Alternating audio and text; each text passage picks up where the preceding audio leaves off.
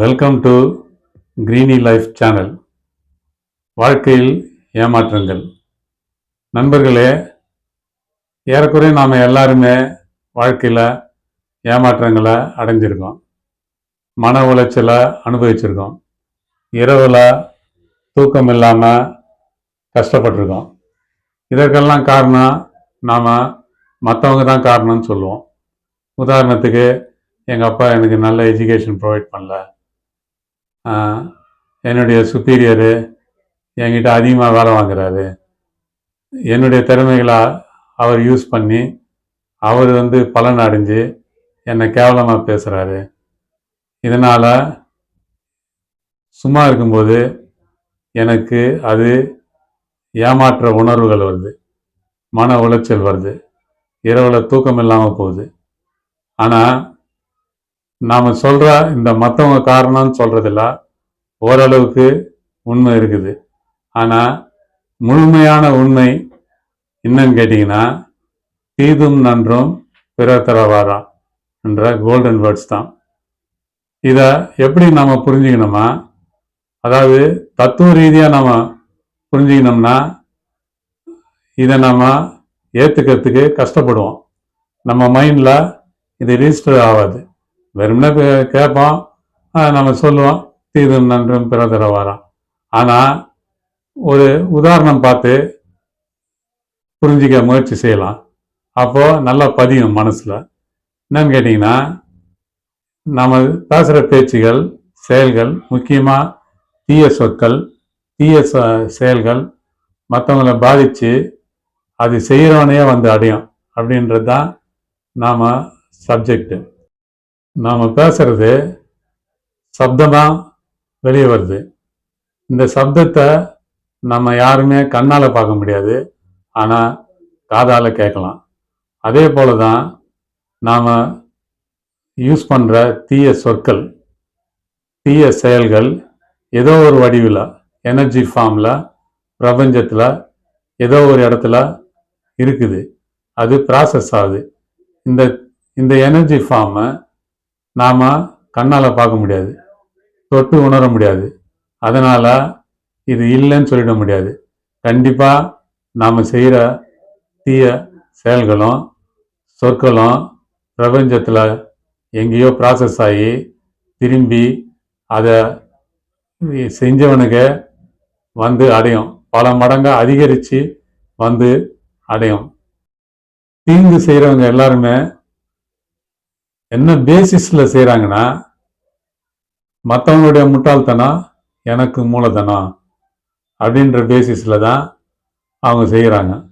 அதாவது மற்றவங்களை எப்படியாவது ஏமாற்றி அவங்ககிட்ட இருக்க பொருள், பணம், திறமை நமக்கு சாதகமாக உபயோகப்படுத்திக்கலாம் அப்படின்னு நினச்சி தான் செய்கிறாங்க. ஒரு சாதாரண உதாரணத்துக்கு சொல்லப்போனால், நாம் பந்தை செவுத்து மேலே அடித்தோம்னா திருப்பி நம்ம கைக்கே சேரும் அது. அதே போல் தீங்கு செய்கிறவன் அவன் செஞ்ச தீமையினுடைய ஃபார்ம், எனர்ஜி ஃபார்ம் வெளியே பிரபஞ்சத்தில் இருந்து மற்றவங்களுக்கு தீமைகளை உருவாக்கி மறுபடியும் தீங்கு செஞ்சவனையனுடைய மனசாட்சியில் எனர்ஜி ஃபார்மாக நின்றுடும். அது குற்ற உணர்வுன்னு நாம் சொல்லுவோம், கில்ட்டி கான்ஷியஸ்னஸ். இந்த குற்ற உணர்வு அதிகமாக அதிகமாக அவன் திறமைகள் குறைஞ்சு போகும். அப்போது அவனுடைய இந்த நீல சாயம் வெளுத்து போச்சுன்னு சொல்கிறாங்க பாருங்கள், அதை மாதிரி அவனுடைய உண்மையான சொரூபத்தை அவன் கூட இருக்கவங்க கண்டுபிடிச்சிருவாங்க. அப்போ என்ன ஆகும்னு கேட்டிங்கன்னா, இவன் கூட இருந்தவங்களுக்கெல்லாம் யாராவது ஒருத்தர் இவன் செஞ்ச மாதிரியே இவனுக்கு துரோகம் பண்ணுவாங்க. அப்போ இவன் யோசிச்சு பார்ப்பான். அப்போ இவன் மற்றவங்களுக்கு செஞ்ச தீய காரியங்களுடைய பலனு வேலை செய்ய ஆரம்பிக்கும். பல மடங்கு அதிகமாக வேலை செய்யும். அதுலேருந்து அவனால் தப்பிக்கவே முடியாது. ஆனால் தீங்கு செய்கிறவனை சோஷியல் ஸ்ட்ரக்சரு, லீகல் ஸ்ட்ரக்சரு இதிலெல்லாம் போய் நிறுத்தினோம்னா அவன் ஏதாவது ஒரு பொய்யை சொல்லி அவன் செஞ்ச தீமையை மறைச்சிருவான். ஆனால் இயற்கை டிசைன் எப்படின்னா, அந்த மாதிரி பெனால்ட்டியை எஸ்கேப்பே ஆக முடியாது. அது சரியான நேரம் பார்த்து அவனை தாக்கும். சோசியல் ஸ்ட்ரக்சரு, நான் அவனை சுற்றி இருக்க மக்கள் அவனை சொல்கிறாங்க நீ செய்கிறது தப்புன்ட்டு. இல்லை நான் கரெக்டாக தான் செய்கிறேன்னு. லீகல் ஸ்ட்ரக்சரு, ஏதோ ஒரு போலீஸு, கோர்ட்டு, அவங்க சொல்கிறாங்க நீ குற்றம் செஞ்சேன்னு. அவன் செஞ்சதை செய்யாத மாதிரி மறைச்சிடுறான். செய்யாததை செஞ்ச மாதிரி ஒரு இல்யூஷன், மாயை தோற்றத்தை உருவாக்கி தப்பிச்சு வெளியே வந்துடுவான்.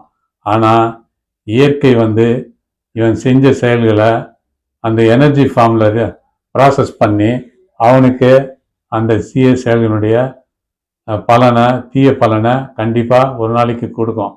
அதை அனுபவிக்கும் போது அவன் நம்ம செஞ்சது தீமை என்றதை உணர்வான்.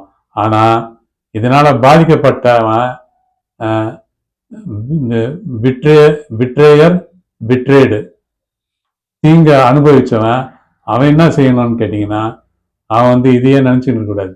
இயற்கை பார்த்துக்கும், காடு பார்த்துக்குப்பாரு, நேச்சர் அவனுக்கு தீங்கு பெனால்ட்டி கொடுக்கும் அப்படின்ட்டு இவன் எழுந்து நின்று நல்லா சொசைட்டியில் பெரிய ஆளாகி அவன் எதிர்க்க நல்லா வாழ்ந்து காட்டணும்.